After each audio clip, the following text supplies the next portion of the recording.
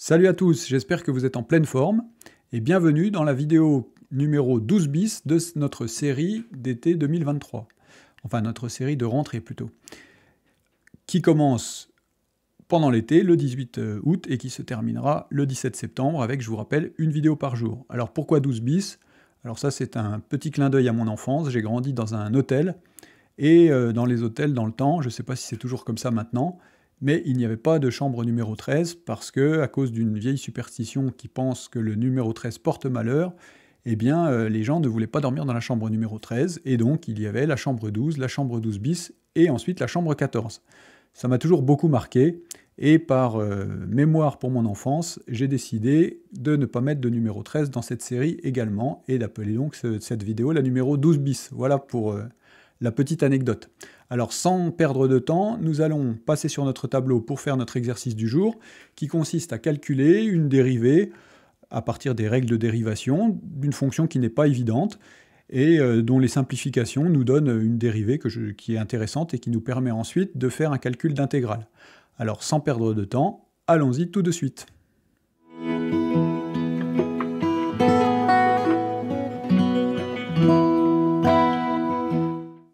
Alors on définit donc une fonction par f de x est égal à ln de x plus racine carrée de x au carré plus 1.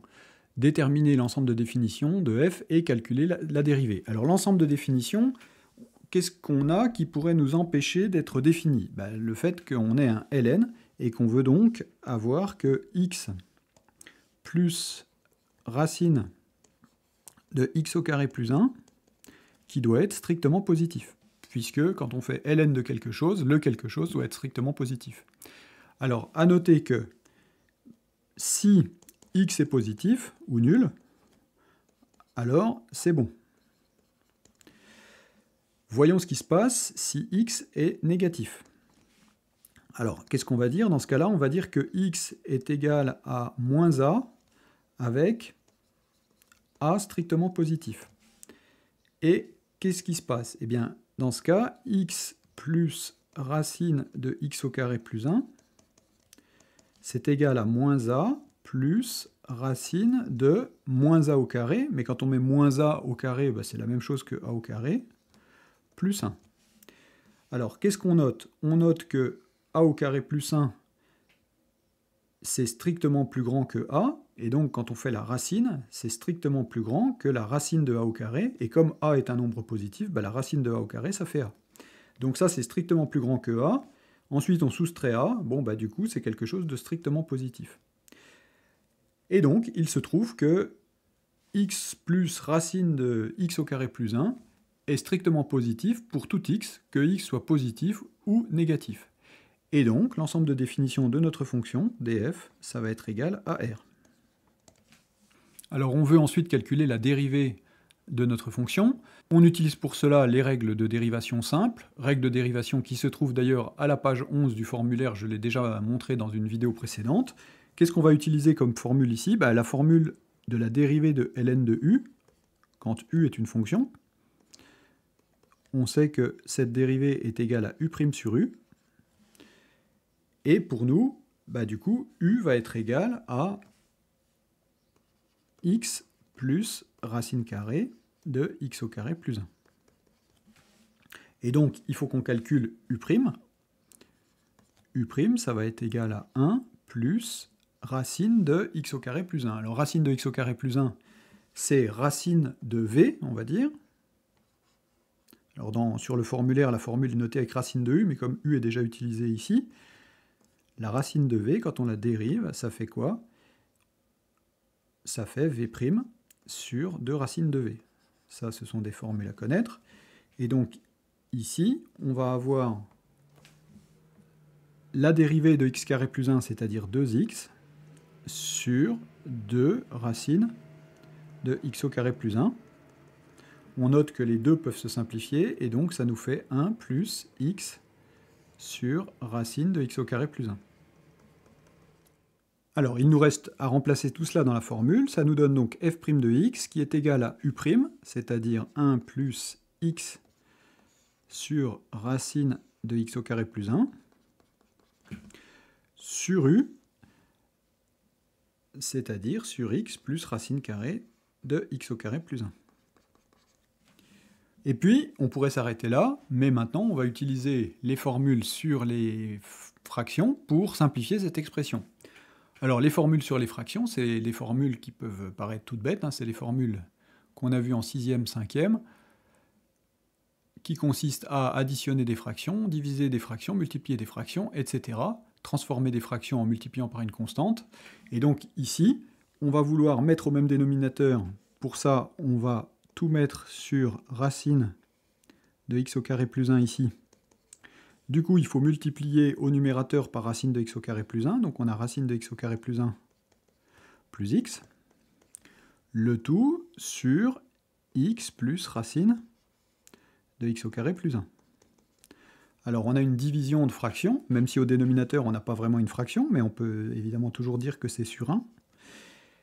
Et on a la règle qui nous dit que pour diviser deux fractions, alors ça pareil, hein, on a ça ici. Alors c'est des règles qu'on a vues sur les nombres, mais évidemment qui servent aussi quand il s'agit d'expressions. Qu'est-ce qu'on fait? On garde la première fraction et on multiplie par l'inverse de la deuxième. Alors c'est ce qu'on va faire ici. La première fraction c'est racine de x au carré plus 1 plus x sur racine de x au carré plus 1 fois 1 sur x plus racine de x au carré plus 1.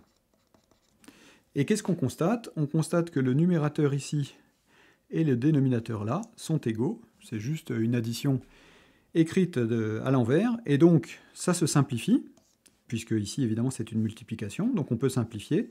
Et ça nous fait, donc, la dérivée est égale à f' de x est égale à 1 sur racine de x au carré plus 1. Donc on part sur quelque chose qui paraît compliqué, mais en fait, il y a une simplification. Et du coup, le fait de connaître cette dérivée nous permet de calculer une intégrale que sinon on ne saurait pas faire. L'intégrale, par exemple, de 1 à 2 de dx sur racine de x au carré plus 1, il nous faut évidemment une primitive de 1 sur racine de x au carré plus 1. Et a priori, on ne connaît pas de telle primitive dans nos formulaires. Eh bien, grâce à ce calcul de dérivée, on en connaît une, c'est la fonction définie par x donne ln de x plus racine de x au carré plus 1, ce qui veut dire que pour calculer notre intégrale, eh bien, on va tout simplement faire notre calcul en remplaçant la primitive. Donc, intégrale de 1 à 2 de dx sur racine de x au carré plus 1. On a notre primitive ln de x plus racine de x au carré plus 1. On prend donc cette primitive entre 1 et 2. Et on calcule. Alors ça nous fait ln de 2 plus racine de 4 plus 1, c'est-à-dire racine de 5, moins ln de 1 plus racine de 1 plus 1, c'est-à-dire racine de 2. Si on veut écrire ça sous la forme d'un seul ln, on utilise la formule qui nous dit que ln de a moins ln de b, c'est ln de a sur b, ça nous fait ln de 2 plus racine de 5 sur 1 plus racine de 2. Et puis à noter que si on veut simplifier une telle expression, on peut multiplier par la quantité conjuguée. Donc ici on a racine de 2 plus 1, on va remultiplier par racine de 2 moins 1, ça va nous faire ln de 2 plus racine de 5 facteur de racine de 2 moins 1 sur racine de 2 plus 1 facteur de racine de 2 moins 1. Et ça nous permet d'obtenir une simplification parce que le dénominateur, ici, ça va faire... Alors évidemment, c'est une identité remarquable, c'est a plus b facteur de a moins b, ça fait a carré moins b carré, donc 2 moins 1, c'est-à-dire 1. Donc le dénominateur, ici, vaut 1. Et il y a juste à développer le numérateur. Alors, le numérateur, ça nous fait ln de 2 racine de 2, plus racine de 5 fois racine de 2, ça fait racine de 10, moins 2, moins racine de 5. Ça nous permet d'avoir un ln avec juste une expression au numérateur.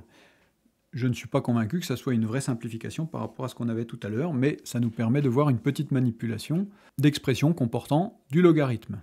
Voilà pour ce calcul. Alors, jetons un œil sur l'exercice que nous traiterons demain. Alors, demain, nous allons traiter une partie de cet exercice seulement. C'est un exercice qui comporte plusieurs questions, mais dans lequel nous nous intéresserons à la question 2, ce qui nous permettra de parler de la notion d'asymptote. Alors, d'asymptote horizontale et verticale, comme vous avez dû le voir en terminale, et puis aussi d'asymptote oblique à une courbe. Voilà pour la vidéo d'aujourd'hui, merci de m'avoir suivi jusque-là. Donc on se retrouve demain pour cette étude d'asymptote oblique. Et puis d'ici là, n'hésitez pas à, comme d'habitude, me mettre des pouces et à vous abonner à la chaîne si ce n'est pas fait pour m'encourager. Et puis à télécharger le PDF, comme d'habitude, qui est le fil rouge de notre série de rentrée. Voilà, alors à demain, portez-vous bien et salut à tous, à bientôt.